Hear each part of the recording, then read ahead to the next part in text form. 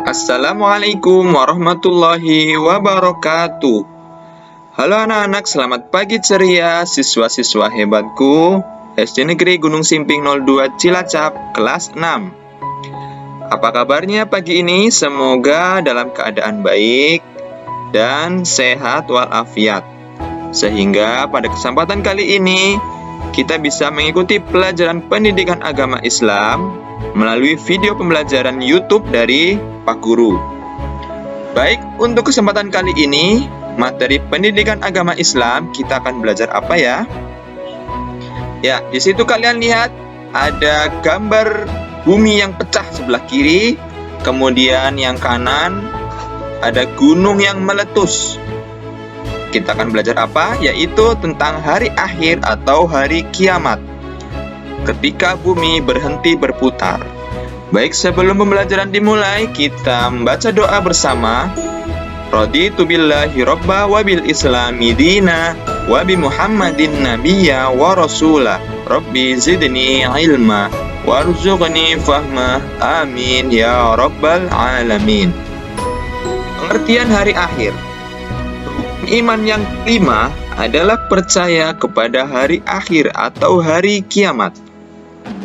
Hari kiamat pasti akan terjadi, tetapi tidak ada yang tahu kapan terjadinya. Meskipun dia itu seorang nabi atau malaikat, tidak ada yang tahu hari kiamat itu terjadi kecuali Allah Subhanahu wa Ta'ala yang Maha Menciptakan dan Maha Menghancurkan alam semesta. Kita sebagai orang yang beriman wajib percaya kepada hari akhir. Hukumnya wajib, kecuali orang yang tidak mempercayainya termasuk orang-orang kafir. Hari akhir itu artinya apa? Peristiwa hancurnya dunia setelah ditiupkan sangkakala yang pertama oleh malaikat Israfil. Semua makhluk akan binasa, termasuk bumi dan planet-planet lain. Ada bulan, ada Mars, dan lain-lainnya tidak berputar dan mereka saling bertabrakan antar planet. Tiap manusia akan mempertanggungjawabkan amalannya selama mereka hidup di dunia. Kita akan masuk ke surga atau neraka tergantung dengan amalan kita selama hidup di dunia. Nah, inilah video perkiraan ya, kira-kira hari kiamat yang terjadi itu seperti ini. Meskipun belum pernah terjadi, tidak ada manusia yang tahu seperti apa terjadinya. Ini hanya ilustrasi yang digambarkan dari Al-Quran atau firman Allah yang telah dituliskan di dalam Al-Quran. Nah, surat apa? Peristiwa hari kiamat disebutkan dalam Quran surat Al-Qari'ah ayat 1-11. Bisa kita baca bersama-sama. A'udzu billahi minasy syaithanir rajim. Bismillahirrahmanirrahim. Al-Qari'ah mal-Qari'ah wa ma adraka mal-Qari'ah.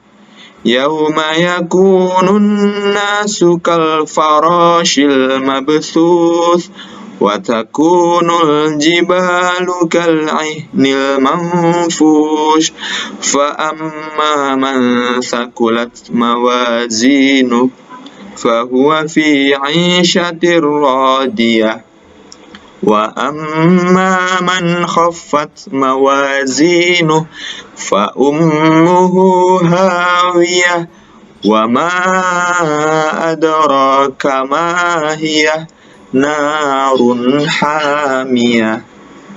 Artinya, hari kiamat. Apakah hari kiamat itu?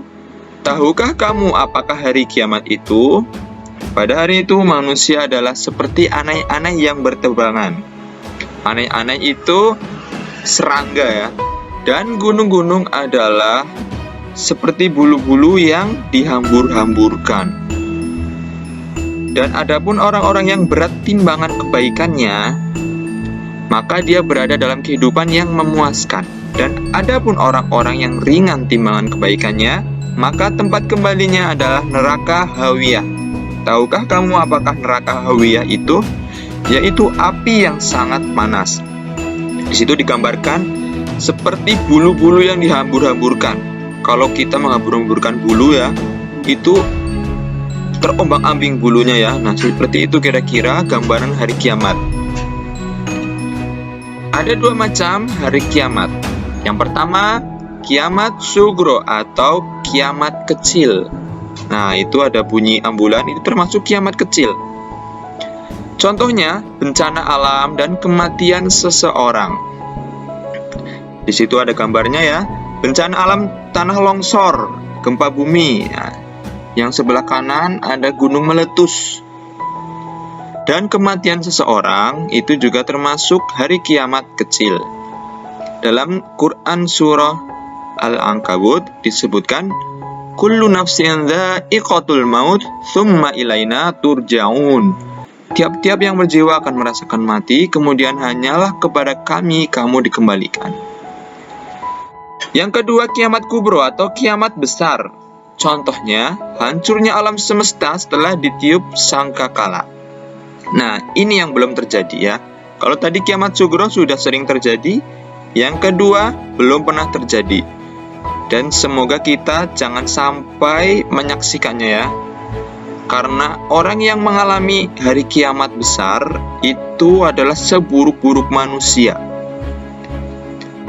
Idza zulzilatil ardu zilzalaha wa akhrajatil ardu athqalaha. Apabila bumi digoncangkan dengan goncangan yang dahsyat dan bumi telah mengeluarkan beban-beban berat yang dikandungnya. Apa saja sih tanda-tanda hari kiamat? Yang pertama, tanda kiamat sugro atau kiamat kecil. Nah, ini sepertinya sudah sering kita jumpai. Mari kita baca bersama-sama ya. Nomor 1, ilmu agama sudah tidak penting lagi. Yang kedua, tersebarnya berbagai kemaksiatan. Nomor 3, minuman keras merajalela. Keempat, jumlah wanita lebih banyak dari pria. 5. Banyak wanita berdandan seperti pria dan sebaliknya. 6. Banyak gempa bumi terjadi di muka bumi. 7. Fitnah muncul di mana-mana. 8. Pembunuhan merajalela. 9. Banyak manusia ingin mati. 10. Ada dua golongan saling membunuh tetapi sama-sama mengaku Islam.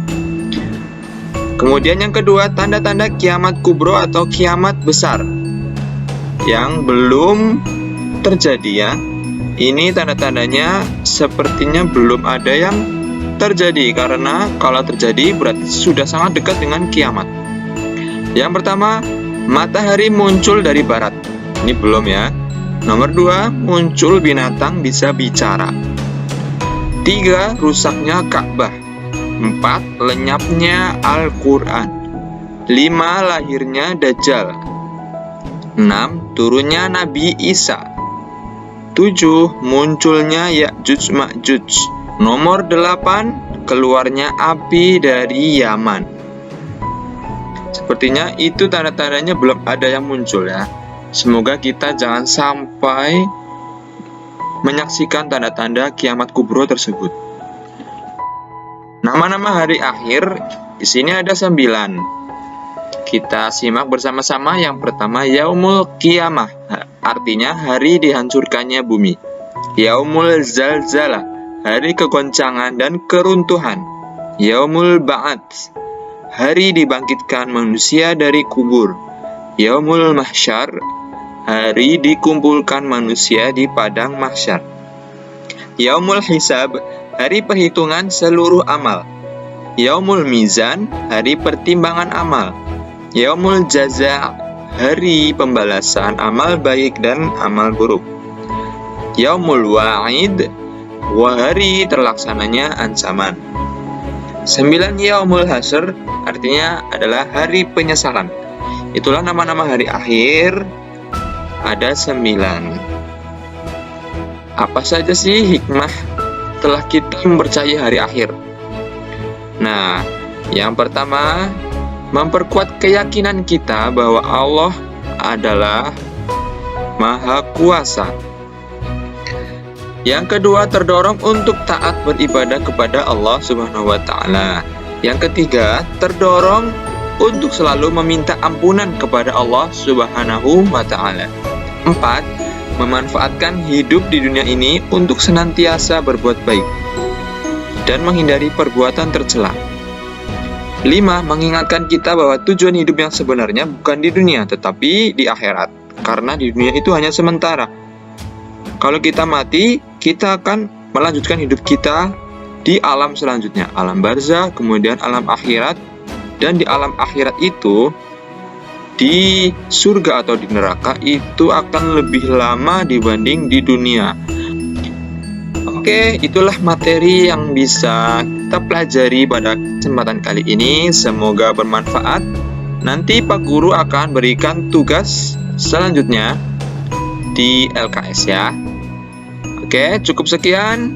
Pak Guru undur diri, mohon pamit. Wassalamualaikum warahmatullahi wabarakatuh.